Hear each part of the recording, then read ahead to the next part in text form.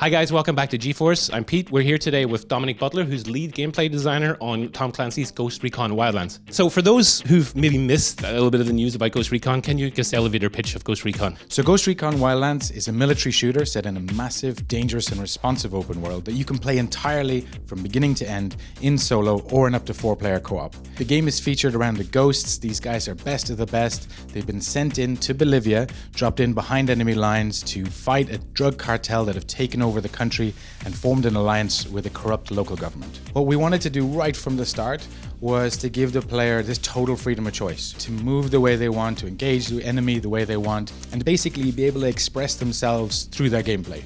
And every design decision was based around that ideal. So that meant when we had an open world, it meant a world that was huge. It is the largest action-adventure open world we've ever done. But that wasn't our intent at the start. Our intent was to make something that the player could move around whatever way they wanted. And in order to create lots of opportunities, we added lots of world systems. We've got real-time day and night. We've got NPCs with agenda, depending on the time of day, the weather. We've got faction systems, traffic systems, and all these things are kind of interconnecting. They react to each other, but of course they react to the ghosts. And this was something that we had wanted to do for quite some time, but to be quite honest, there was a massive technical challenge involved. You know, this huge world that you can move around and engage with whatever way you want. You can engage with the narrative any way you want, and then the fact that we've got drop-in, drop-out co-op. So all of these things complexify it, and really it's leveraging the power of modern day machines, modern day PCs to make sure that we can bring that thing to life and make it the Ghost Recon we want to play. How do you guys test all that? It must take an insane amount of time. It's a case of really of building it up step by step, and it has to pass that filter of, is this in support of the player's freedom of choice?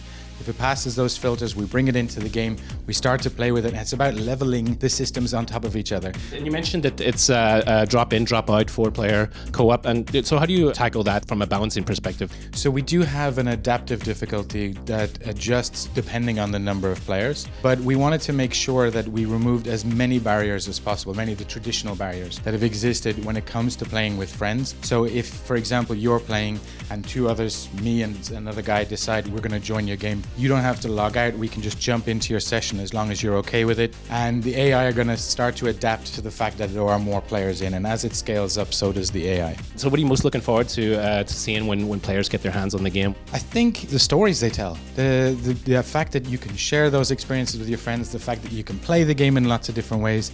And I think it's going to be when we have like thousands and hopefully millions of people playing this game, we're going to see those different stories. They're going to be shared, and we're going to be watching too. Cool. Thanks, Dom, for your time. It was an absolute pleasure. Until next time on GeForce, keep it real, guys. All the best.